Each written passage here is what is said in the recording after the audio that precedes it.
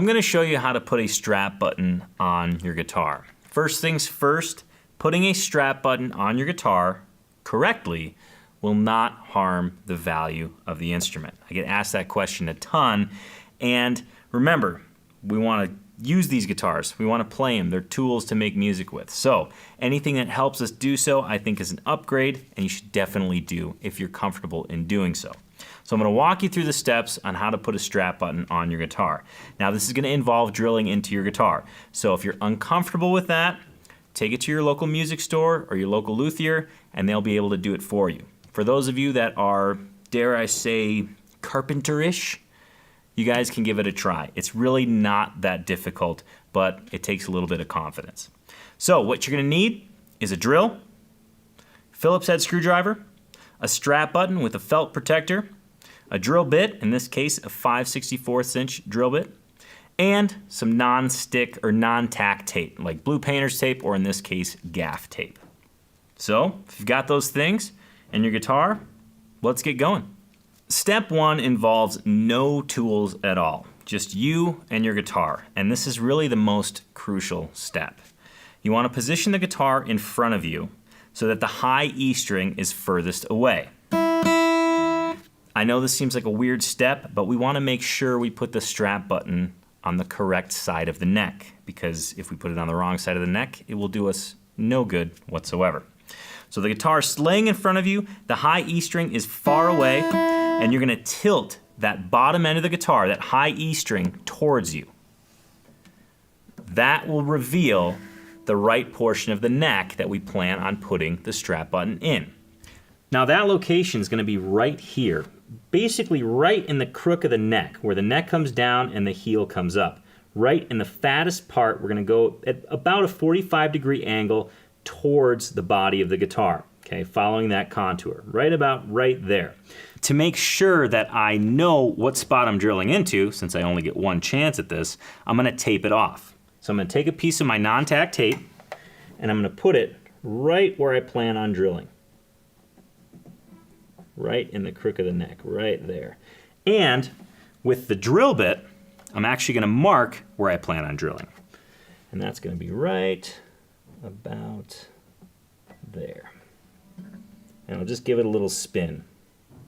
Before I do any drilling, I've marked the spot, but now I have to set kind of the depth of the drill bit, because I don't want to go too deep and I don't want to go too shallow either.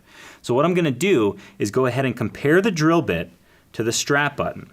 With my thumb, I'll hold the position of roughly the end of the strap button screw, and then what I'm going to do is take some tape and mark that position off. This will give me an idea of where I need to stop as I'm drilling. So now the bit's been taped off, and I'm going to do a quick double check just to make sure that it's deep enough. And there it goes, it's perfect. So the first things first, when using a power tool, make sure to get your beard out of the way, because the last thing you want is your beard wrapped up in a hole in your guitar. It's a real messy situation. So once that's done, go ahead and position the drill bit over the spot that you've marked, and then kind of hold it so that it's going into the meat of that part of the neck. We don't want to hold it at an angle like that or down deep. We want to position it right towards the middle of the neck, and then slowly begin to drill.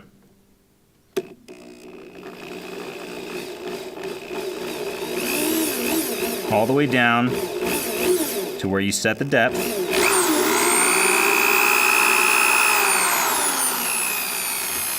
And then out. So now all you have to do is position the strap button and then screw it in with a Phillips head screwdriver.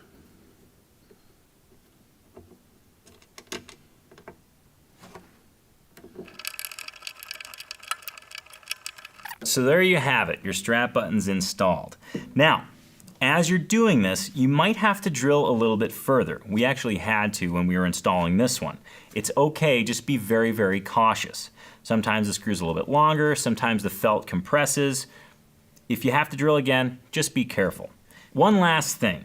After you fully tighten the strap button, make sure that the strap button itself doesn't spin. We want to make sure that that screw's all the way in and seated nice and firm, because that is going to be what's holding your strap to the guitar and ultimately holding your guitar up off the ground. We don't want it to come crashing down. So make sure that strap button screw is nice and secure. And there you have it. Make sure to blow the dust off and go ahead and put on your favorite strap and run around your house and play. Walk around your house and play. Don't run. You don't want to run with your guitar. Walk around.